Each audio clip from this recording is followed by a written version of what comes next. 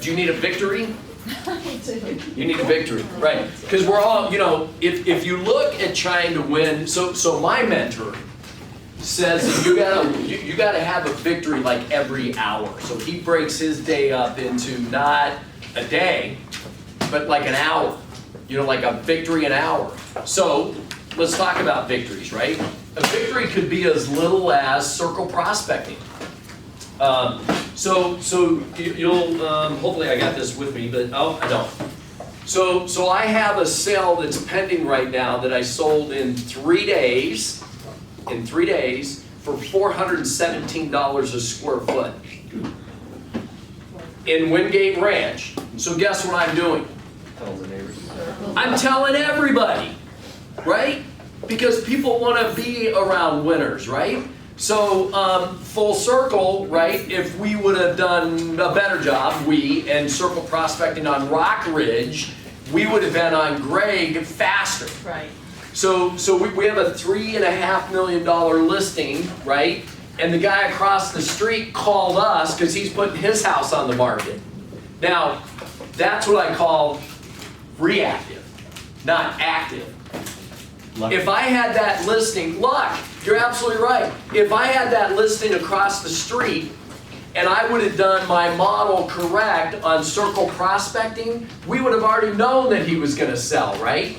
But this is a great way, Lori, to get a small victory. So you know, we all go on losing streaks, right? The question is, you got to get out of that fast because people want to be around victory and winners, right? It's just the way it is. So there's nothing wrong with doing a weekday open house and door knocking the neighbors on 10 sides, because momentum will give you energy and confidence. And motivation's a big thing. You know, confidence comes out in the phone. It comes out in your demeanor. That's why when I talk to people, I stand up. Right? I want to take charge. I karate chop.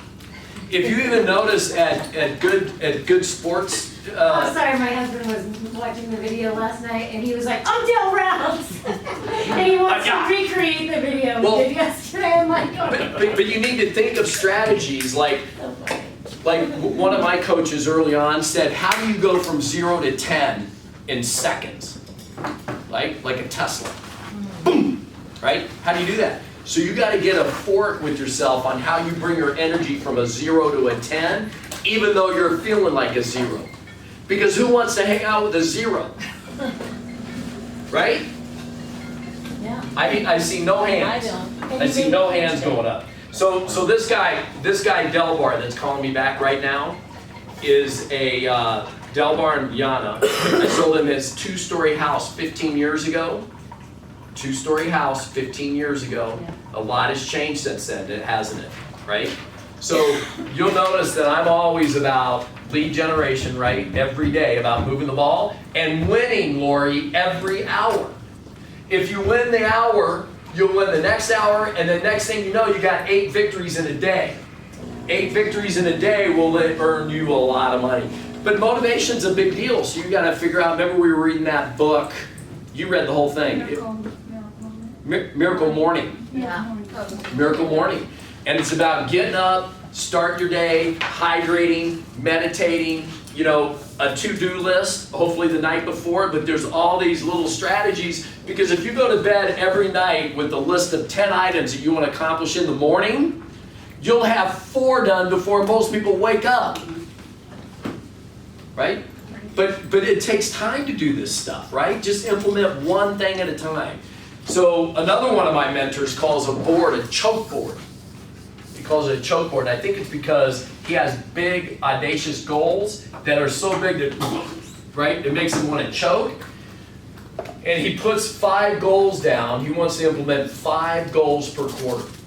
5 goals per quarter. So just an easy way to win the next hour. Every night, say every night for 21 days before you go to bed, that you're going to write a list of 10 things that you want to get done before most people are fucking waking up. It'll make a big difference. And then you attack that. Start with number 1. Start with number 1. So motivation's a big deal. It's got to come from within, Lori. and thank you for bringing it up. I don't have all the answers. If I did, I'd be on a speaking circuit. But there are certain things, you know, my alarm went off at 5:30 this morning. I got a little bit of a cold, my fucking shoulder hurts. Do you think I wanted to, you know, we all have that. When I got up, I thought about how was Dell getting up today. Yeah, sore, tired, and I have a cold, and I hurt my shoulder snowboarding. And I'm pissed because I gotta get an MRI, right? But none of you would know that with the way that I walked in the room. And here's the other thing. Nobody gives a shit. Right? So, believe me, I believe in kindness. I go to church. I'm reading Exodus right now. You know, so I'm not a bad person, but I can tell you this: nobody cares. It's a sad thing, but they don't. You know, you might care for me right now, but in one more minute, you're right back to thinking about yourself, and that's good because if you don't take care of yourself, nobody else will. Right? So, you know, motivation's a big deal. I tried to help you at the clinic the other day. You did? That was funny, huh? Yeah, so I was doing my annual blood test and I ran into Scott at Dr. Levin's office. So I always try to get blood work done because I have a... Oh, Dr. Levin's, Peter? Did you know Peter and Debbie are going to be buying a house? Oh, no, I didn't. Because guess what? They're in a 2-story that they've owned for 15 years. So Debbie and Peter Levins have been in my circle for a while, right? Because remember, doctor, attorney, lawyer, anybody that you're personally doing deals with that they don't know that you're in real estate, shame on you, right? They need to know. So it's funny how we have the same, and Scott, did you know that Peter and Debbie are looking at houses? I've never met Peter. Okay. I'm always with Nicole or Carrie Yeah. too. So I always try to get blood work done once a year because there's things that show up in blood and urine tests and that kind of stuff because I'm 57 and if I don't take care of myself, nobody else will, right? You are the product, especially in real estate, right? You need an oil change, you need to get your tips dyed, make sure you're right? You need to brush your teeth, you need to work out, you need to shave, right? Maybe not, whatever you're into. A lot of those guys, I like that shadow that guys can get. Yeah, like your look right there. I can't do it. Okay, so that's on motivation from Lori. Anybody else in reference to motivation? Yeah. Speaking of doctors, I just had my cataract surgery done. I think you know that. And, I did not know that. Oh, okay. Because even if you told me, I was with you for 5 minutes, and then where did I go? Yeah, right. To myself, because I got shoulder problems. So I'm having my first eye done, and he said, look at the light, and, you know, it's not going to hurt. And I hear him talking to other people, and he was talking about his assistant, I guess, is looking for a house. So I'm thinking, I'm not going to bother him, let him do what he's doing. And then the next eye, I could actually see him out of the peripheral. He starts talking to me about real estate and how, you know, he lives in DC Ranch and he's thinking about moving to Central Phoenix. And I said, great, but I'm right now, pay attention to what you're doing. We can talk about this later. So I did talk to him about this later.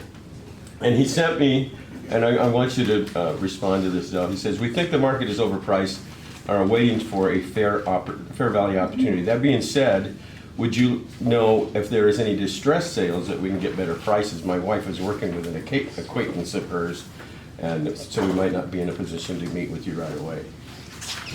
Yes, all right, so the way I would answer that, you always want to give the consumer what they want, even though you know that's a Hail Mary. Yep. In this market, is that a Hail Mary? Yes. Is that what you want to hear, or would you rather have the guy from New Jersey that's moving here that his job starts February 1st? Absolutely, Right. yeah. So in-town buyers and sellers right now are a freaking nightmare, right? Because they don't want to sell until they have a place to live, and they don't want to buy because they don't want to own 2 houses before they sell, right? So it's what came first, the chicken or the egg. So you guys are going to be dealing with this all year, and I'll come back to that. So the way I would answer that email is say, yes, there are trustee sales, there are probates and wills where people that pass away, and I have access to all of that, which you do, So there's a guy, Chris Heidemann. Chris, anybody know these names? Is it what? Iman, Chris Iman. Customer? Thank you. Chris Iman, that you can tie into his database and put him on a portal where they get emails every day of distressed properties.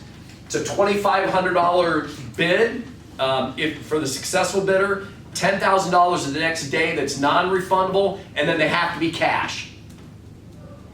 So once you walk them through that process, they'll highly likely find out that they're not a candidate.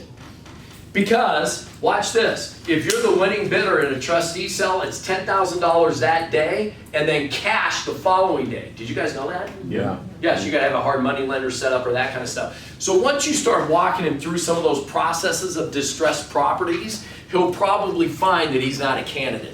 But it's important to give them what they want, because if you don't, Somebody else will. somebody in this room will. So probate, distressed properties of trustee sales, and you can put him on that link. There's short sales, it's called a listing condition. So when you do your MLS search, if you type in listing condition, you can put in corporate reload, agent owned, short sale, REO, foreclosure. Highly, highly unlikely in this market. And is the market overpriced? Depends on who's looking. Somebody coming from California doesn't think it is. Exactly, I had some from San Francisco. But he's looking, probably in the $2 million range in Paradise Valley. Right. The Ritz, that area in there. And he just felt it was all overpriced. And in next January, when we're 3% up from where we are now, Yeah. now it's gonna be I great. would tell him this, in 2020, this year, and 2021, you've been in front of this guy, continue to massage the relationship, Right. because you don't want to be negative Nancy, Right. or negative, what's that guy's name begins with N? Nick, Nick, you don't want to be negative Nick. Or Nancy. Hey, you gotta be genuine. I get it. So, be really careful with that. It's better. Is it better to tell him a story or for him to see the story?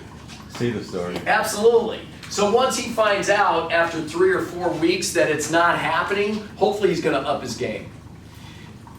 For the class, do you consider this a good lead? I do. You do?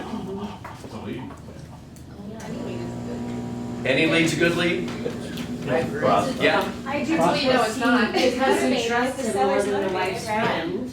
yeah, He's reaching out, okay, like there's more of a all right, guidance there. It's a good lead, but it's a long time lead. Yeah, It's okay. a long term. all right. That's not a hot. So Mike Ferry's lead is anybody that can sign a contract in 7 days. All right, Mike Ferry, now these are for his Superstar Street. Mike Ferry, anybody that can sign a contract in 7 days. That guy, for me, wouldn't even be on my radar. I think that there are bigger fish to fry and easier deals to work. So, anybody else that came here, so thank you for sharing that. And Lori, thank you for sharing that. Motivation's a big deal. And it hit me hard because this morning was hard for me, right? I would rather have been somewhere else, right? And we all get that. So it's a big deal, but you gotta find a way that you can bring your energy from 0 to 10. Because people are counting on you. People are sharing their, all their wealth with you. Anybody else come for a specific reason today?